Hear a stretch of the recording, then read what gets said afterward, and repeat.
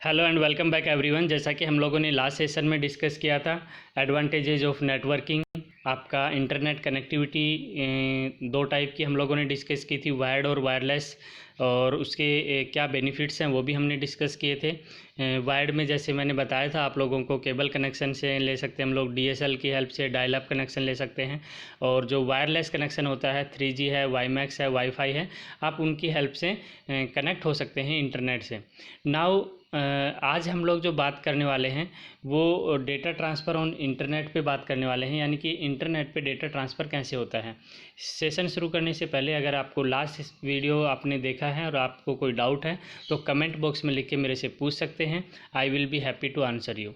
And अगर आप नए यूज़र हैं तो चैनल को सब्सक्राइब करना ना भूलें, क्योंकि अगर आप चाहते हैं कि डेली नोटिफिकेशन आपको मिले सबसे पहले तो आप चैनल को सब्सक्राइब कर लीजिए एंड हमारी प्लेलिस्ट ज़रूर विजिट कीजिए। वहाँ पे सारे वीडियोज़ कैटेगराइज हैं सब्जेक्ट वाइज और क्लास वाइज। नाउ अगर बात करूँ मैं डेटा ट्रांसफ़र की, आज का जो हमारा टॉपिक है इंटरनेट पे डेटा ट्रांसफ़र कैसे होता है। तो देखिए, आप वर्ल्ड में कहीं भी बैठे हैं, ओके, आपकी जो मिनिमम रिक्वायरमेंट होती है ग्लोबली लोगों से कनेक्ट होने के लिए, वो होती है इंटरनेट का प्लान। यानी कि उसके लिए आपको क्या परचेज करना पड़ेगा, इंटरनेट कनेक्शन परचेज करना पड़ेगा। वो आपका ब्रॉडबैंड कनेक्शन हो सकता है, वो आपका सिंपल डेटा प्लान हो सकता है स्मार्टफोन में जो आप यूज कर रहे हैं, ओके। तो ये एक तरीका है इंटरनेट से कनेक्ट होने का। तो सबसे पहली रिक्वायरमेंट हमारी फुलफ़िल होती है कि अगर आपके पास इंटरनेट कनेक्शन है देन आप किसी भी वर्ल्ड में कहीं भी कोई पर्सन है उससे डायरेक्ट कम्युनिकेट कर सकते हैं, उससे डेटा ट्रांसफ़र कर सकते हैं, उससे चैटिंग कर सकते हैं, फ़ाइल भेज सकते हैं, आप अपनी ऑडियो फाइल भेज सकते हो, वीडियो फाइल भेज सकते हो, साथ ही आप टेक्स्ट फाइल भेज सकते हैं, PDF फॉर्मेट में फ़ाइल को भेज सकते हैं। तो ये डिफरेंट वेज जो हैं डेटा ट्रांसफ़र करने के, ओके। ये जो आपका आप कोई भी फ़ाइल सेंड किया आपने और वो फ़ाइल किस तरीके से आपके रिसीवर के पास पहुंचती है उस पर हम लोग आज बात करने वाले हैं। सो स्टार्ट करते हैं session data transfer on the internet, okay. Have you talk on data transfer on internet? Have you ever wondered how sitting in one corner of the world you get information from another distant area in a few second. कुछ seconds के अंदर आप अपना कोई भी data जो है वो वर्ल्ड में, क्या आप बात करूं अगर मैं, आप दिल्ली में हैं, आपका फ्रेंड जो है मुंबई में है, आप किस तरीके से एक क्लिक में आप अपने दोस्त को कोई फ़ाइल भेज देते हैं, आप कोई मैसेज भेज देते हैं। ये किस तरीके से पॉसिबल हो पाता है, तो उसके लिए आज हम लोग समझेंगे कि किस तरीके से हम लोग इस चीज़ को फॉलो करते हैं। और एग्ज़ाम पॉइंट ऑफ व्यू से भी ये इम्पोर्टेंट हो जाता है, क्योंकि ऑलरेडी 5 मार्क्स का क्वेश्चन जनरली पूछा हुआ है कि डेटा ट्रांसफ़र किस तरीके से होता है, ओके। और अगर इसको हम डायग्राम की हेल्प से समझाएंगे तो और ज़्यादा अच्छा होगा, ओके। अभी मैं आपको बता देता हूँ कि होता क्या है, देन मैं आपको डायग्राम से समझा दूँगा कि किस तरीके से ये चीज़ फॉलो होती है, ओके। सो जब भी आप किसी डेटा को ट्रांसफ़र करते हैं इंटरनेट पे, तो वो डेटा जो है वो आपका स्मॉल पीसेस में ब्रेक हो जाता है, और हर एक पीस को हम पैकेट्स बोलते हैं। यानी कि आपका डेटा पैकेट्स में ब्रेक हो जाता है, छोटे छोटे पैकेट्स बन जाते हैं आपके डेटा के। So your data is broken up into the bits of same size piece called the packet. यानी कि जो छोटे छोटे आपके पीसेस में ब्रेक हो जाती है आपकी इन्फॉर्मेशन, और उन छोटे छोटे पीसेस को हम क्या बोलते हैं, पैकेट्स बोलते हैं। और हर एक पैकेट के साथ एक हेडर ऐड हो जाता है। क्या ऐड हो जाता है? हेडर ऐड हो जाता है, और उस हेडर के अंदर उस पैकेट की सारी इन्फॉर्मेशन होती है। यानी कि वो पैकेट कहाँ से आया है, यानी कि उसका सेंडर कौन है, और उसका डेस्टिनेशन कंप्यूटर कौन सा है, उसका डेस्टिनेशन यानी उसका रिसीवर कौन है, ये इन्फॉर्मेशन उसके ऊपर होती है, okay. So header is added to each packet explaining where the data has comes from and where it should end up and where it fits with the rest of the packet, okay. उसकी position क्या है, जो information है उसमें उस packet की क्या position है, यानी 3rd पोजीशन पे है या 4th पोजीशन पे है, वो उस पर उसके हेडर में मेंशन होती है। नाउ हर एक पैकेट जो आप सेंड करते हैं, each packet is send from computer to computer until it finds it destination. तो ज़रूरी नहीं है कि आपका जो आप जो रिसीवर आपका है वो उसके सिस्टम पे डायरेक्ट आपका मैसेज चला जाएगा, क्योंकि इंटरनेट में क्या है, एक नेटवर्क है, डिफरेंट कंप्यूटर्स बीच में इंटरमीडिएट होते हैं। अब कौन सा पाथ फॉलो करके वो वहाँ तक पहुँचेगा आपके डेस्टिनेशन पे, वो फिक्स नहीं होता है। लेकिन जो हेडर होता है उसमें इंफॉर्मेशन होती है कि उसका डेस्टिनेशन सिस्टम कौन सा है, तो फाइनली वो पाथ फॉलो करते हुए उस डेस्टिनेशन तक पहुँचता है। Okay, each packet is send from computer computer until it find its destination. Each computer on the way decide whether next to send to the packet.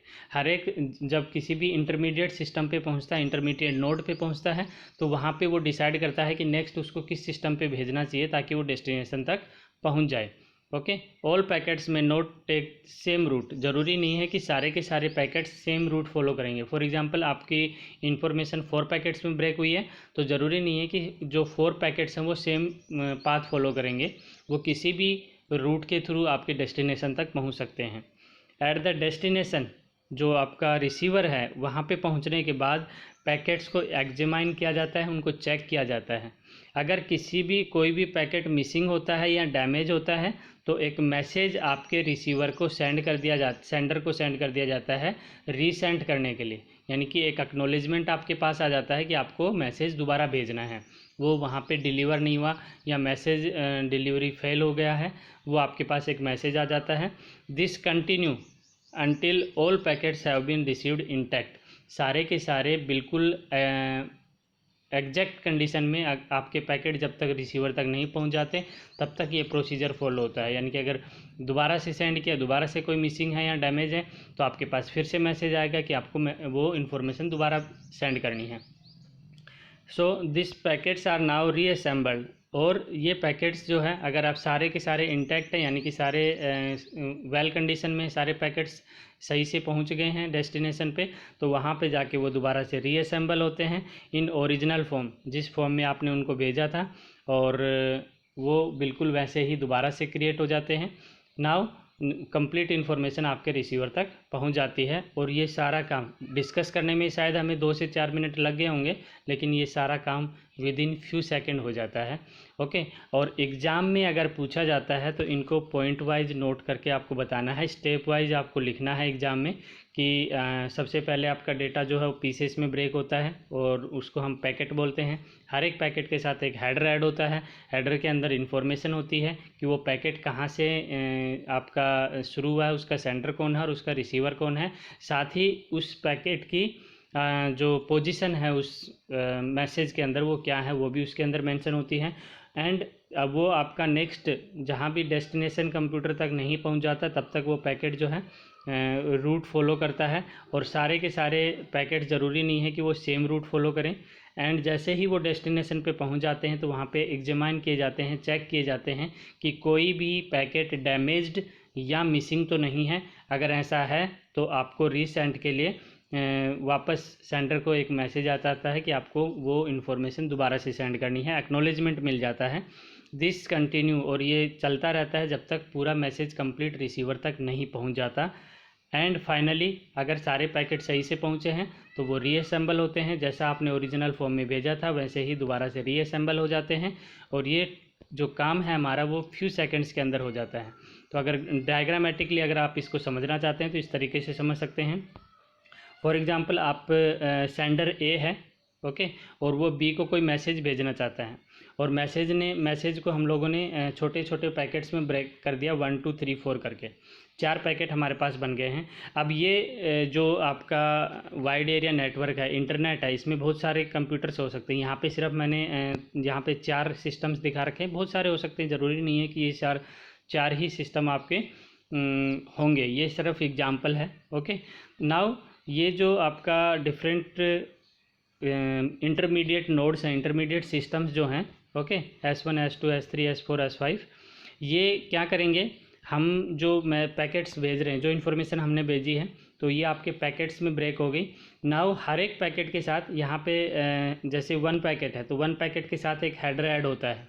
Okay, यहाँ पे header add होता है और फिर ये 1 पैकेट होता है। ये इन्फॉर्मेशन, इस हेडर के अंदर इन्फॉर्मेशन होती है कि ये 1 पैकेट जो है इसका डेस्टिनेशन क्या है, आपका बी सिस्टम है। ओके, एंड जो आपका हर एक है, जैसे 2 नंबर पैकेट है, 3 नंबर है, 4 नंबर है, सभी पैकेट्स के अंदर क्या होगी, ये इन्फॉर्मेशन हेडर के अंदर होगी और इसकी पोजीशन क्या है, फर्स्ट है, सेकंड है, थर्ड है, वो भी यहाँ पे मेंशन होती है। नाउ होगा क्या, जैसे ही आप ये मैसेज सेंड करते हैं तो ज़रूरी नहीं है कि सारे, जैसे 1 2 3 4 जो आपका डेटा पैकेट्स बने हैं, 4 पैकेट्स बने हैं, वो सेम पाथ फॉलो करें कि सारे के सारे इस तरीके से पहुंच जाएं, ऐसा ज़रूरी नहीं है। वो कोई भी पाथ फॉलो कर सकते हैं, इंटरमीडिएट नोड्स के हेल्प से कोई भी रूट फॉलो कर सकते हैं। नाउ जैसे 4 and 1 जो है यहाँ से चला गया और 3 और 2 यहाँ से चला गया। अगेन आगे सिस्टम 2 पे जाके 1 ने रूट अलग लिया है, 4 ने रूट डिफरेंट लिया है। देन आपका यहाँ से 3 और 2 जो आया था उसमें 3 इस रूट से जा रहा है, 2 इस रूट से जा रहा है, देन अगेन 4 3। तो ये ज़रूरी नहीं है, जैसे मैंने एग्जांपल में दिया है, यहाँ पे एग्जांपल हम जो देख रहे हैं ये पाथ जो फॉलो कर रहे हैं, सिमिलरली पाथ आप जो मैसेज भेजेंगे वो फॉलो करेगा। ये सिर्फ एक एग्जांपल है कि कोई भी रैंडम रूट कोई भी फॉलो कर सकता है डेस्टिनेशन रिसीवर तक पहुंचने के लिए। नाउ जो ये सारे पैकेट्स हैं ये इस तरीके से आपके पहुंच जाते हैं आपके बी सिस्टम के पास में, और यहाँ पे आके वापस से चेक होता है कि क्या सारे के सारे पैकेट्स इंटैक्ट हैं, यानी सारे के सारे पैकेट सही पहुँच गए हैं। अगर इनमें कोई मिसिंग या डैमेज नहीं है तो ओके है, अदरवाइज़ आपके पास एक मैसेज वापस एक्नॉलेजमेंट ए के पास आ जाता है कि आपको दोबारा से रीसेंड करना है, आपको आपका मैसेज जो है दोबारा से रीसेंड करना है क्योंकि कोई ना कोई डैमेज पैकेट है या मिसिंग पैकेट है। अगर ऐसा नहीं है, सारे के सारे इंटैक्ट हैं, सारे पहुंच गए हैं प्रॉपर वे में, देन बी के पास जैसे पहुंचते हैं तो उसने चेक कर लिया पहले, उसके बाद ये वापस से रीअसेंबल हो जाते हैं, जिस ऑर्डर में आपने भेजा था उसी ऑर्डर में वापस से रीअसेंबल हो जाएंगे 4 3 2 1, और जो इन्फॉर्मेशन आपने भेजी थी वो रिसीवर को मिल जाएगी। तो ये प्रोसीजर फॉलो किया जाता है इंटरनेट पे, जब आपका कोई भी डेटा जो आप ट्रांसफ़र करते हैं वो किस तरीके से एक सेंडर से रिसीवर तक पहुंचता है। और एग्ज़ाम पॉइंट ऑफ व्यू से ये इम्पोर्टेंट था, इसलिए जब भी आप इसका आंसर करो तो इनको पॉइंट्स को स्टेप वाइज मेंशन करें, चाहे फर्स्ट स्टेप सेकंड स्टेप इस तरीके से लिख सकते हैं। हो सके तो जो डायग्राम मैंने आपको समझाया है वो डायग्राम भी आप बना सकते हैं, it will help you to get full marks. Okay, now अगर मैं बात करूं, to access the internet you need an active internet connection.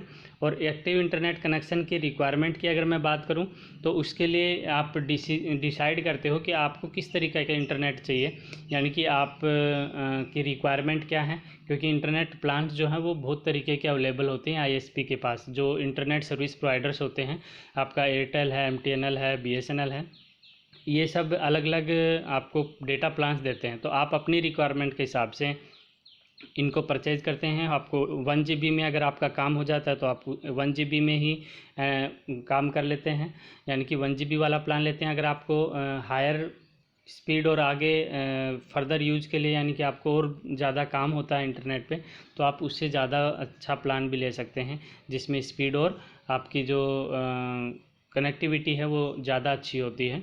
Okay, ऐसे बहुत सारे प्लान्स हैं। तो उसको डिसाइड करने के लिए कि आपको किस तरीके का प्लान चाहिए, कि उसका पर्पज़ क्या है, एंड रेगुलरली आपको कनेक्शन चाहिए होता है, और डाउनलोड आप किस तरीके से करते हो, मंथ में कितना डाउनलोड करते हो, आपको स्पीड क्या रिक्वायर्ड है, एंड किस टेक्नोलॉजी पे आप काम करते हैं, डिफरेंट प्लान्स जो आईएसपी से अवेलेबल होते हैं, is the limitation of cash for the selected plans. तो ये सारी चीज़ें आपके माइंड में होती हैं जब आप कोई डाटा प्लान परचेज करते हैं।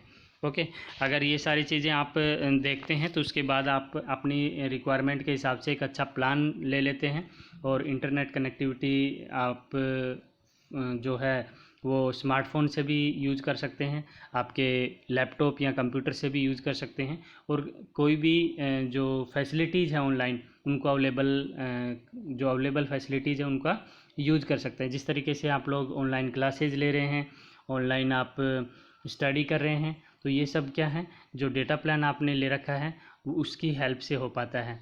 शायद हम लोग साथ में नहीं है फिजिकली, बट हम लोग डिजिटली कनेक्टेड है एक दूसरे से। Okay, with the help of internet, right.